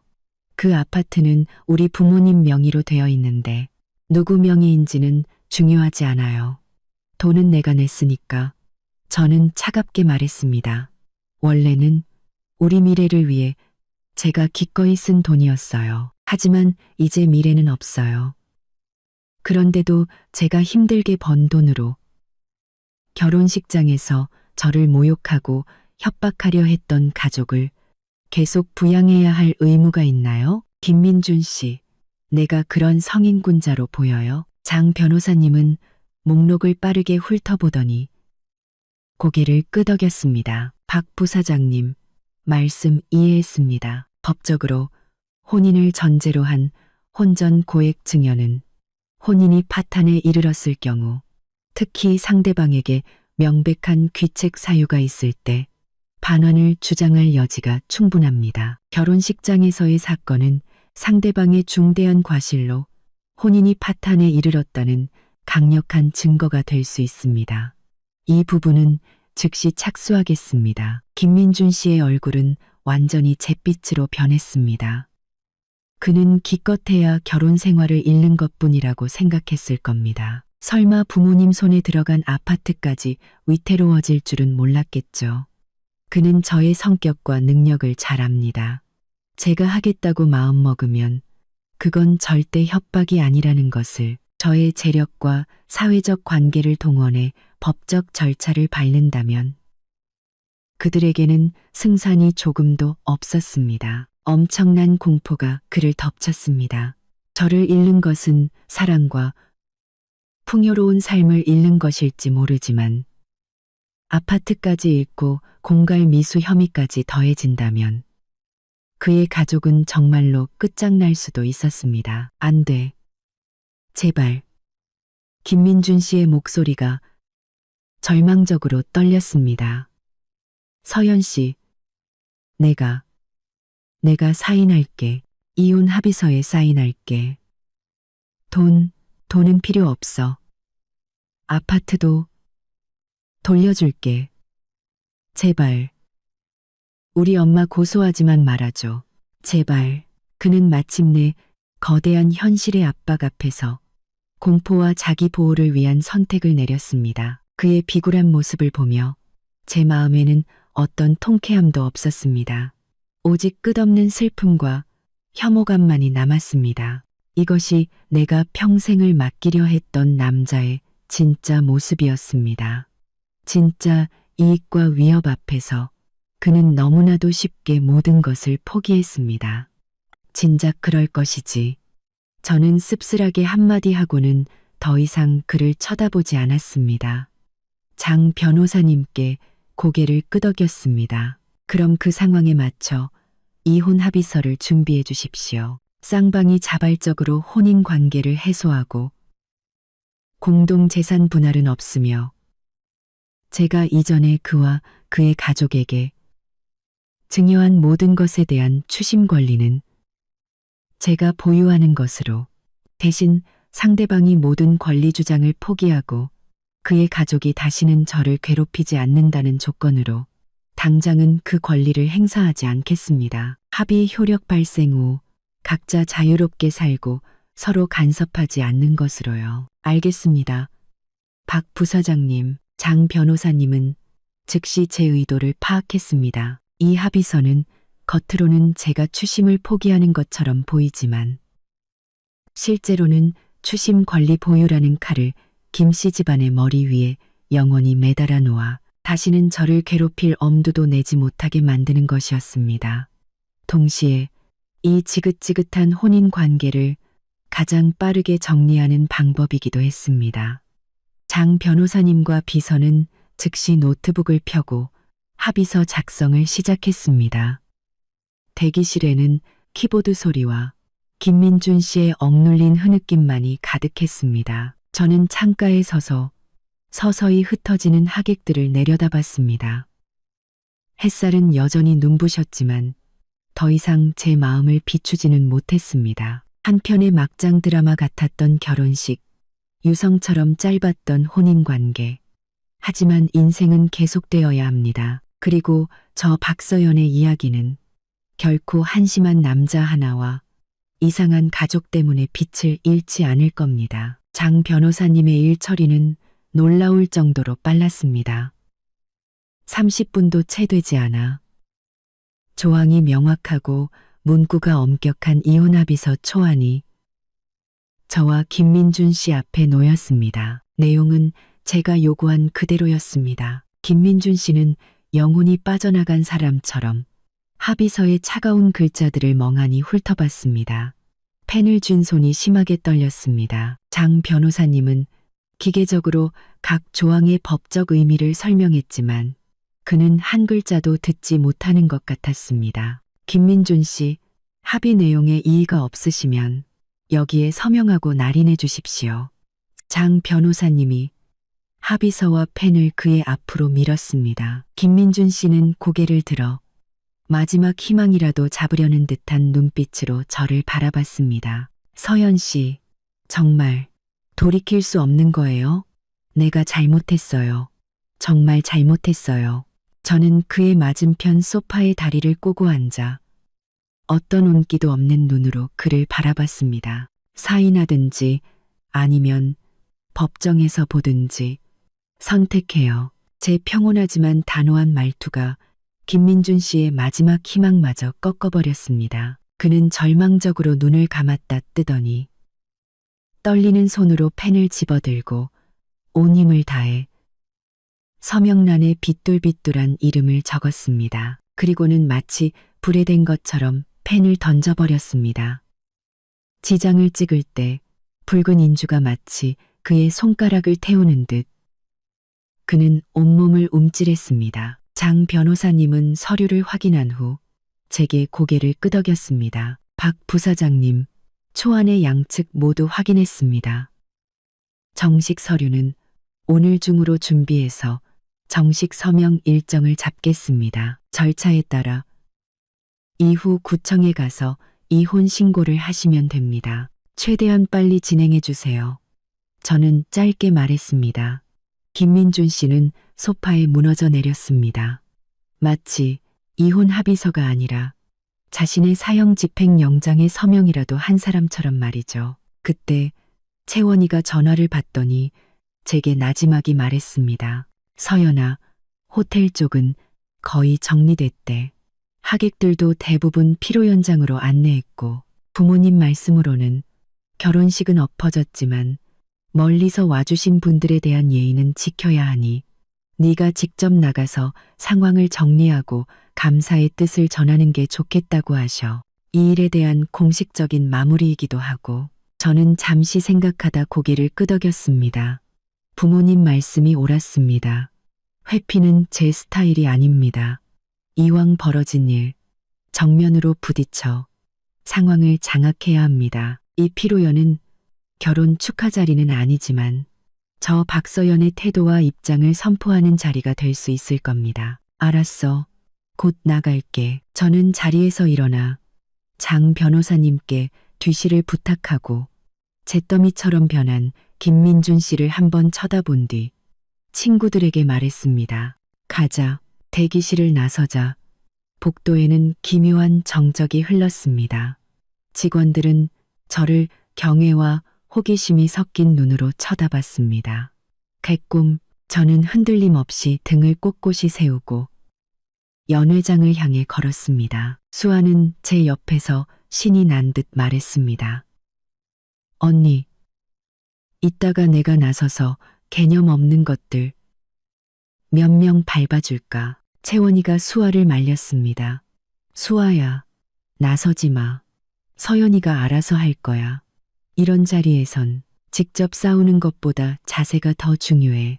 저는 말없이 미소 지었습니다. 자세도 중요하지만 받아칠 건 확실히 받아쳐야죠. 연회장의 문이 열리자 소란스럽던 공간이 순간 조용해졌습니다. 수백 개의 시선이 일제히 제게 쏟아졌습니다. 놀라움, 동정, 호기심, 심지어는 구경거리라도 낫다는 듯한 시선까지 온갖 감정들이 공기 중에 뒤섞여 있었습니다. 부모님은 저를 보자 안타까움과 지지가 담긴 눈빛을 보내셨습니다. 저는 가볍게 고개를 끄덕여 보인 뒤 곧장 무대를 향해 걸어갔습니다. 호텔 측에서 재빠르게 무대 배경을 결혼식에서 감사연으로 바꿔놓았더군요. 저는 무대 위로 올라가 사회자에게서 마이크를 건네받았습니다. 무대 중앙에 서서 객석을 차분히 훑어보았습니다. 저를 지지하는 친구들과 동료들의 눈빛, 그리고 어색함에 어쩔 줄 몰라 하는 김씨 집안의 몇몇 친척들의 모습이 보였습니다. 시어머니와 시동생은 이미 자리를 뜬 모양이었습니다. 존경하는 내빈 여러분, 그리고 친지, 친구, 동료 여러분, 제 목소리는 마이크를 통해 선명하고 안정적으로 울려 퍼졌습니다. 방금 엄청난 일을 겪은 사람이라고는 믿기지 않을 정도로요. 먼저 바쁘신 와중에도 귀한 시간을 내어 오늘 이 자리에 참석해 주신 모든 분께 진심으로 감사드립니다. 저는 결혼식이라는 단어 대신 이 자리라는 중립적인 표현을 썼습니다. 원래 오늘 이 자리는 저 박서영과 김민준 씨가 여러분을 모시고 저희 인생의 중요한 순간을 함께 기념하는 기쁨과 축복의 자리여야 했습니다. 저는 마치 남의 이야기를 하듯 담담하게 말을 이어갔습니다. 하지만 매우 유감스럽게도 예기치 못한 집안 문제와 도저히 타협할 수 없는 원칙적인 차이로 인해 저와 김민준 씨는 신중한 논의 끝에 예정되었던 결혼식을 취소하기로 결정했습니다. 객석에서 낮은 탄성이 흘러나왔습니다. 이 갑작스러운 소식으로 여러분께 혼란과 불편을 드린 점, 제 개인을 대표하여 진심으로 사과의 말씀을 전합니다. 저는 정중하게 허리를 숙였습니다. 더불어 이 자리를 빌려 저의 부모님과 가족, 그리고 제 친구 이채원 양, 최수아 양을 비롯해 이 자리에 계신 많은 분들께 감사의 말씀을 전하고 싶습니다. 제가 가장 힘든 순간에 저를 이해해주고 힘이 되어 주셔서 진심으로 감사합니다. 저는 제 지인들이 앉은 쪽을 바라봤고 그들은 격려의 눈빛을 보내왔습니다. 결혼식이 취소된 구체적인 사유에 대해서는 저는 잠시 말을 멈췄다가 평온하지만 한층 날카로워진 눈빛으로 말을 이었습니다. 개인의 사생활에 속하는 문제이므로 이 자리에서 상세히 말씀드리기는 어렵습니다. 하지만 이 일이 공개된 장소에서 일어났고 여러 오해가 생길 수 있는 만큼 저의 원칙적인 입장을 몇 가지 명확히 밝힐 필요가 있다고 생각합니다. 모두가 숨을 죽이고 다음 말을 기다렸습니다. 첫째, 결혼의 기본은 상호 존중과 평등, 그리고 사랑입니다. 일방적인 요구와 강요, 불평등한 조건 위에 세워진 관계는 결코 건강할 수 없으며 지속될 수도 없습니다. 저 박서연은 이 원칙을 언제나 믿고 지켜나갈 것입니다. 이 말이 떨어지자 김씨 집안 친척 몇몇의 얼굴이 더욱 굳어졌습니다. 그들의 요구가 부당했다는 것을 대놓고 지적한 셈이니까요. 둘째, 부는 저의 노력과 능력의 결과물입니다. 하지만 그것이 결코 한 사람의 감정이나 결혼의 가치를 측정하는 기준이 될 수는 없습니다. 더더욱 한쪽이 다른 한쪽에게 무한정으로 무언가를 요구할 수 있는 자본이 되어서도 안 됩니다. 저의 독립적인 삶은 제가 살아가는 근본입니다. 제 비즈니스 파트너들은 고개를 끄덕이며 동의를 표했고 몇몇 젊은 여성 하객들의 눈에서는 존경의 빛이 스쳤습니다. 셋째, 그리고 가장 중요한 점입니다.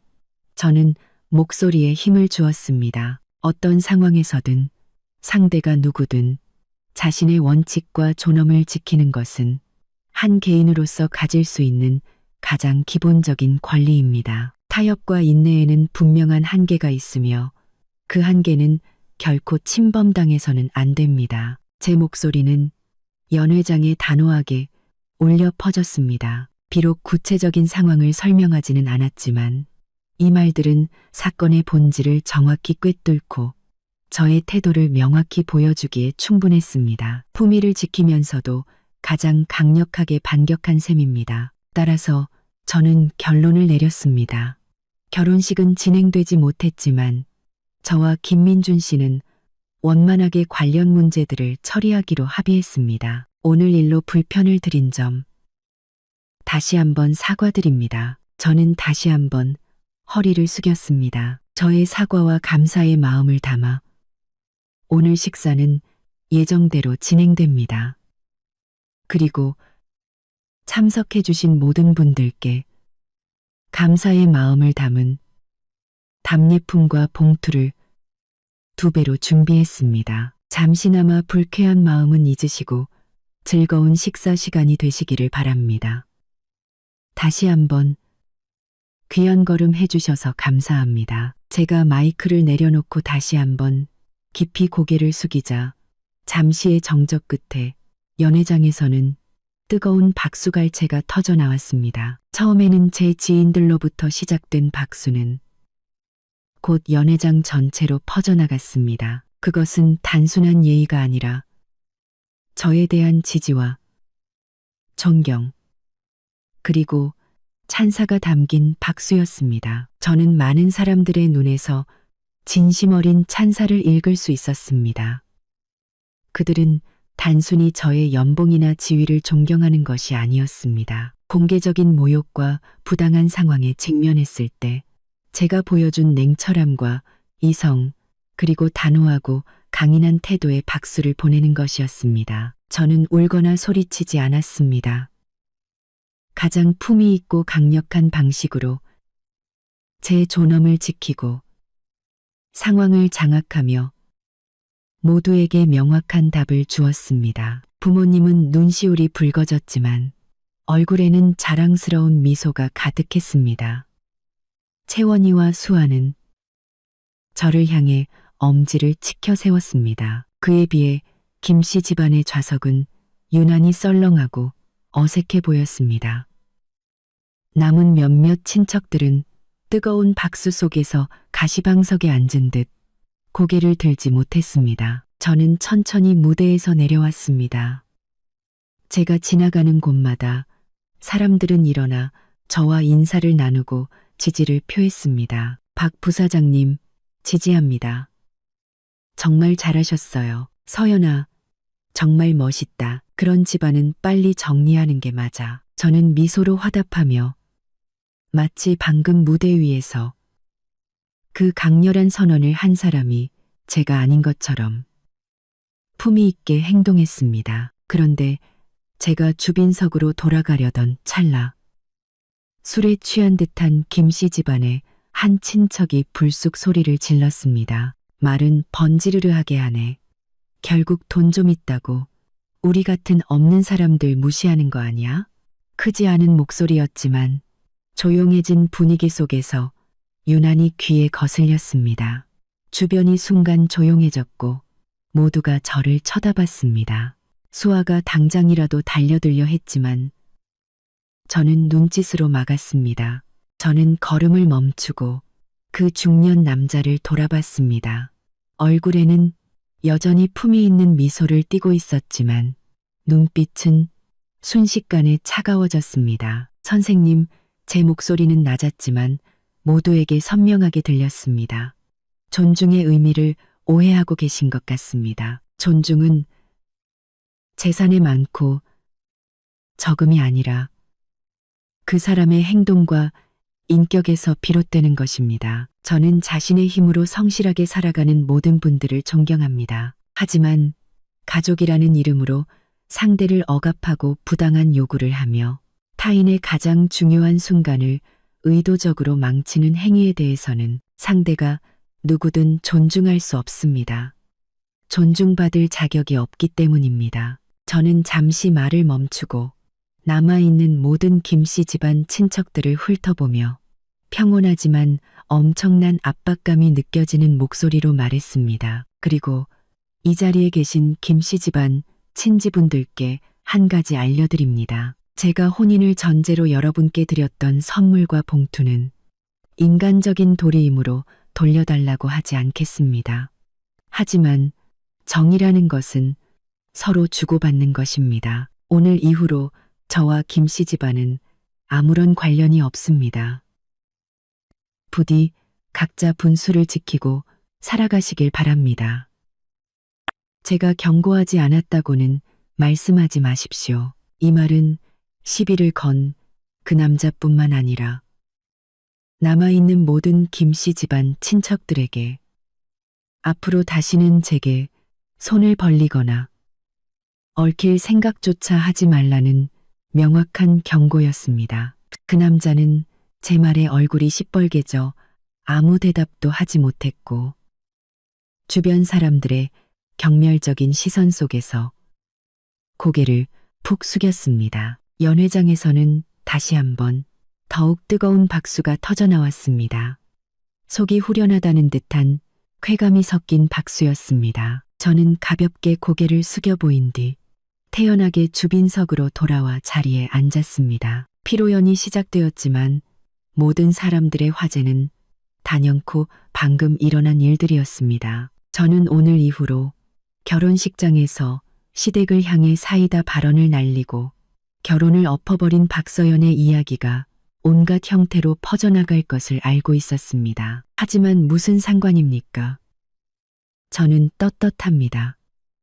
잘못된 결혼 하나를 잃는 대신 완벽한 자유와 더 강해진 자신을 얻었습니다.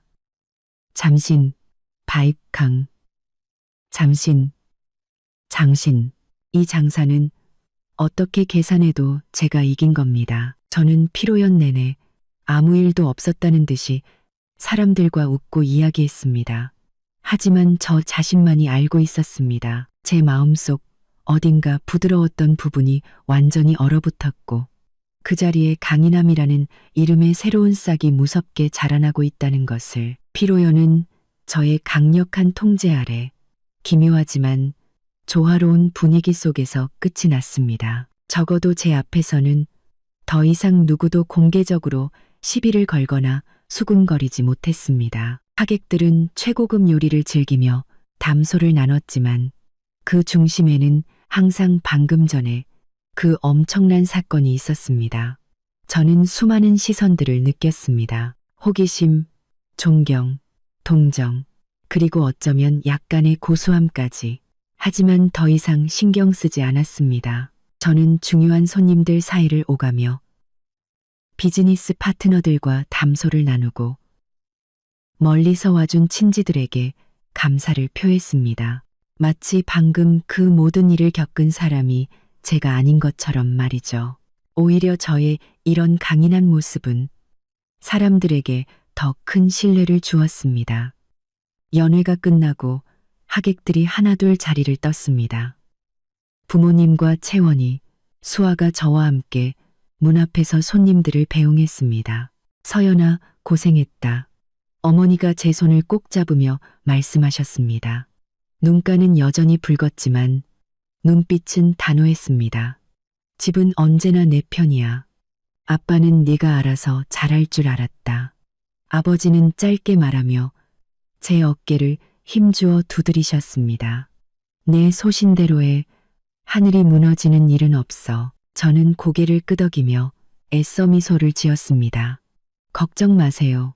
저 괜찮아요. 부모님을 보내드리고 친구들이 다가왔습니다. 언니, 진짜 최고였어. 수아가 저를 힘껏 껴안으며 말했습니다. 속이 다 시원하네. 이제 그 집안 사람들 다시는 언니한테 함부로 못할 거야. 채원이는 조용히 저를 안아주며 귓가에 속삭였습니다. 법률적, 재정적 문제는 내가 끝까지 다 처리할게. 넌 그냥 내 자신만 챙기고 앞만 보고 나아가. 고마워, 정말. 저는 진심으로 감사했습니다. 가장 힘든 순간에 이런 친구들이 곁에 있다는 것은 정말 큰 행운이었습니다. 대부분의 손님들이 떠나고 연회장은 텅 비어갔습니다. 그 텅 빈 공간 한 구석에 세상에 버려진 사람처럼 김민준 씨가 홀로 서 있었습니다. 그는 텅 빈 눈으로 멀리서 저를 바라보고 있었습니다. 장 변호사님이 그의 곁에서 마지막 합의 사항들을 확인하고 있는 듯 했습니다. 저는 그에게 눈길 한번 주지 않았습니다. 이제 그는, 그리고 그의 가족은 제 인생에서 완전히 삭제된 존재였습니다. 박 부사장님, 호텔 지배인이 조심스럽게 다가와 말했습니다. 정산과 답례품 발송은 저희가 완벽하게 처리하겠습니다. 혹시 쉬실 곳이 필요하십니까? 아니요, 괜찮습니다. 최종 정산서만 제 비서에게 보내주세요. 그리고 오늘 직원분들 모두 고생 많으셨으니 이번 달 보너스는 2배로 지급해주세요. 제 개인 비용으로 처리하겠습니다. 지배인의 얼굴에 놀라움과 감사가 스쳤습니다. 저는 고개를 끄덕였습니다. 호텔 측도 오늘 상당한 곤욕을 치렀을 테니 이 정도의 보상은 당연한 것이었습니다. 모든 일을 처리하고 저는 친구들에게 말했습니다. 가자. 호텔 문을 나서자 오후에 햇살이 눈부셨습니다. 올 때는 부푼 기대를 아는 신부였지만 갈 때는 모든 족쇄를 끊어낸 자유로운 몸이었습니다. 어디로 가? 내 오피스텔. 수아가 물었습니다. 아니, 저는 운전석에 앉으며 말했습니다. 회사로. 두 친구가 놀란 눈으로 저를 봤습니다. 지금 회사에. 서연아, 너 쉬어야 해. 이렇게 많은 일이 있었기 때문에 더더욱 일이 필요해. 저는 안전벨트를 매고 시동을 걸었습니다. 차의 엔진이 났고 힘차게 울렸습니다. 마치 제 심장 소리처럼. 사랑은 끝났지만 일은 나를 배신하지 않으니까. 마침 중요한 인수합병 건이 있거든.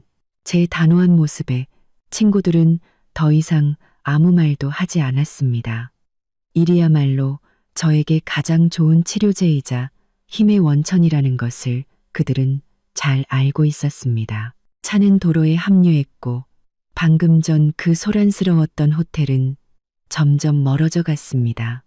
백미러 속에서 호텔의 모습은 점점 작아지다 마침내 사라졌습니다. 제 인생의 한 챕터가 완전히 끝났다는 것을 알 수 있었습니다. 강남의 빌딩 숲, 회사에 도착하자 익숙한 안정감이 저를 감쌌습니다. 부사장님, 오셨습니까? 직원들은 저를 보자 깍듯이 인사했습니다.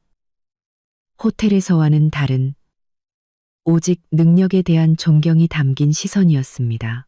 아직 결혼식의 소동은 회사까지 퍼지지 않은 모양입니다. 김 비서, 인수합병 프로젝트팀 핵심 멤버들 30분 뒤에 1번 회의실로 소집해요.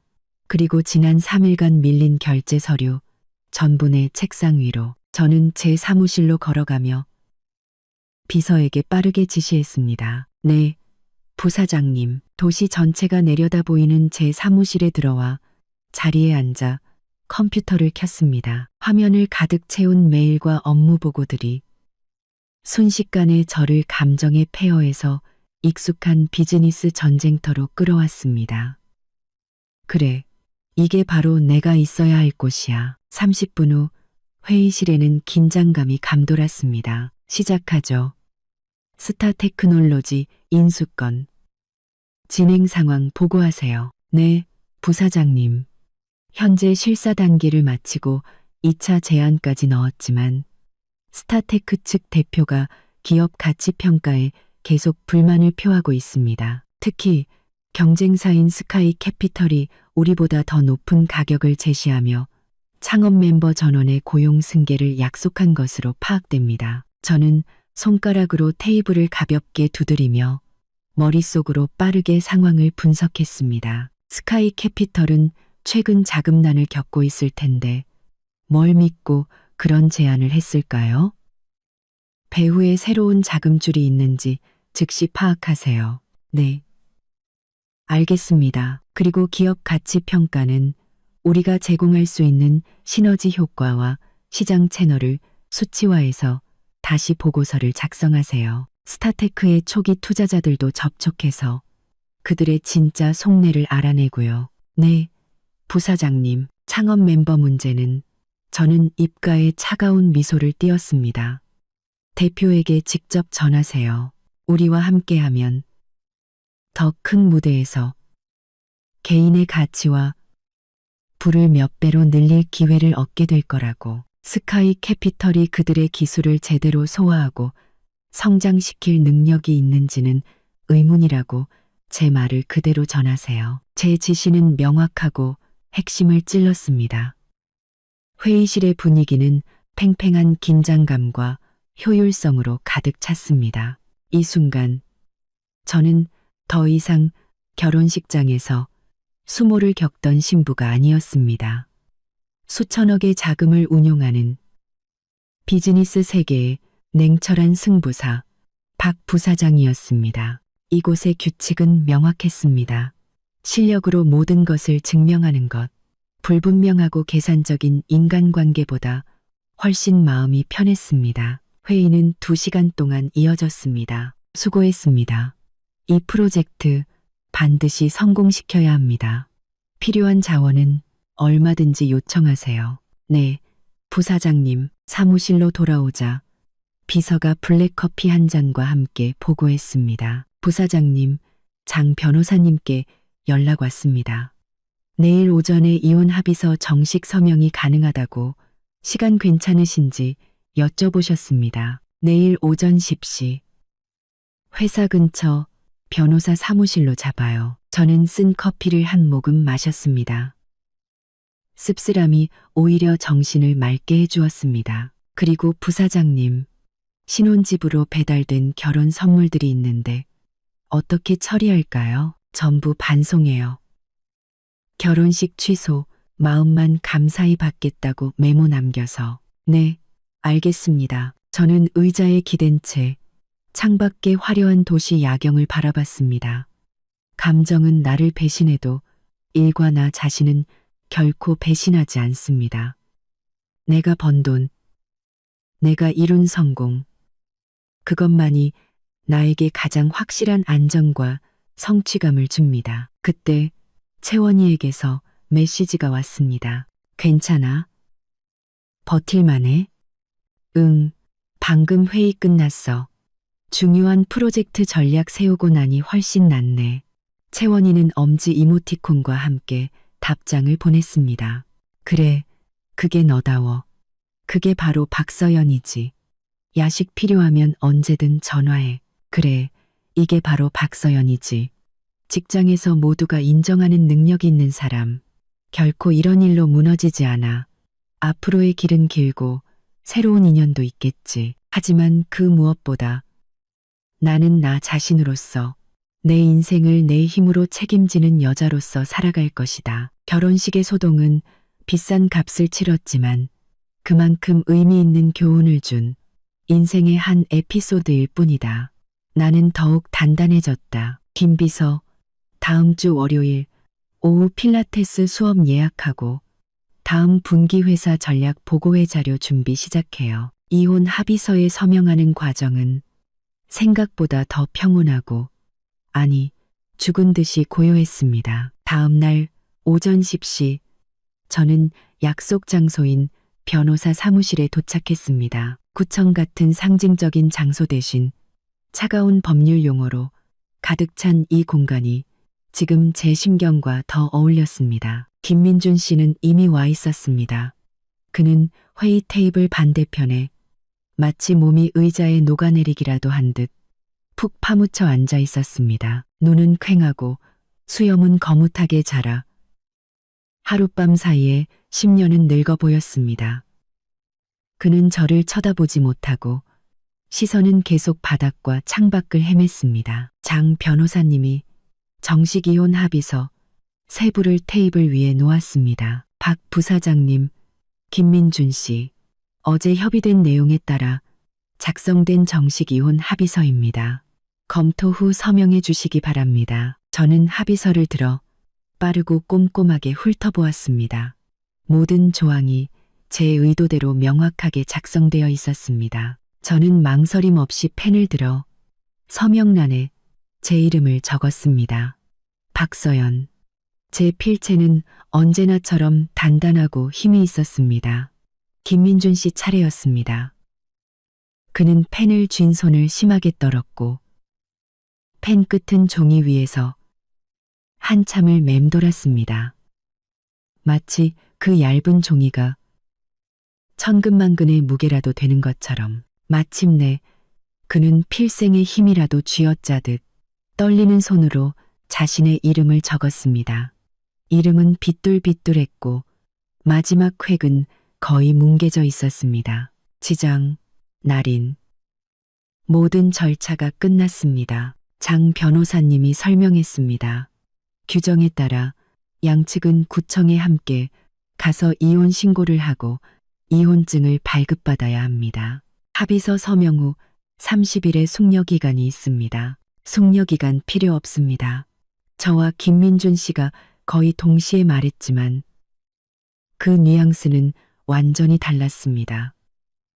저는 사실을 진술했고 그는 애원했습니다. 서연 씨, 30일 동안 우리 김민준 씨, 제가 그의 말을 잘랐습니다. 합의서에 서명한 이상 법적으로 우리는 이혼에 동의한 겁니다. 숙려 기간은 충동적인 이혼을 막기 위한 것이지 우리 같은 경우는 해당되지 않아요. 장 변호사님, 최대한 빨리 등기 절차를 마칠 수 있는 방법이 있습니까? 양측 모두 재결합 의사가 없고 합의의 이의가 없다면 법원에 이혼 조정 신청을 통해 절차를 단축할 수 있습니다. 물론 추가적인 절차와 비용이 발생합니다. 비용은 문제 없습니다. 가장 빠른 시일 내에 이혼증을 받고 싶습니다. 김민준 씨는 완전히 무너져 내렸습니다. 변호사 사무실을 나서자 햇살은 여전히 눈부셨습니다. 김민준 씨가 유령처럼 제 뒤를 따랐습니다. 서연 씨, 그가 잠긴 목소리로 저를 불렀습니다. 저는 멈춰 섰지만 뒤돌아보지는 않았습니다. 미안해. 그가 흐느꼈습니다. 내가 못나서 우리 집이 당신한테 정말 미안해. 저는 잠시 침묵하다 담담하게 말했습니다. 김민준 씨. 사과는 세상에서 가장 쓸모없는 거예요. 앞으로 각자 잘 살아요. 그 말을 끝으로 저는 미련 없이 제 차를 향해 걸어갔습니다. 백미러 속에서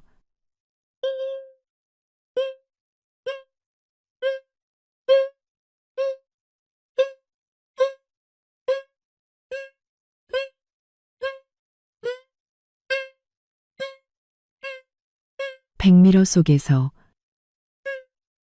한때 제게 따뜻함을 주었던 그 남자의 모습은 길가의 나무처럼 마음속에는 고통보다는 거대한 공허함과 피로감만이 남았습니다. 회사로 돌아온 저는 곧바로 일에 몰두했습니다. 스타 테크놀로지 인수권은 막바지 경쟁이 치열했습니다. 스카이 캐피털은 예상대로 끈질겼습니다. 회의실에서 저는 팀원들에게 지시했습니다. 단순히 가격 경쟁만으로는 안 됩니다.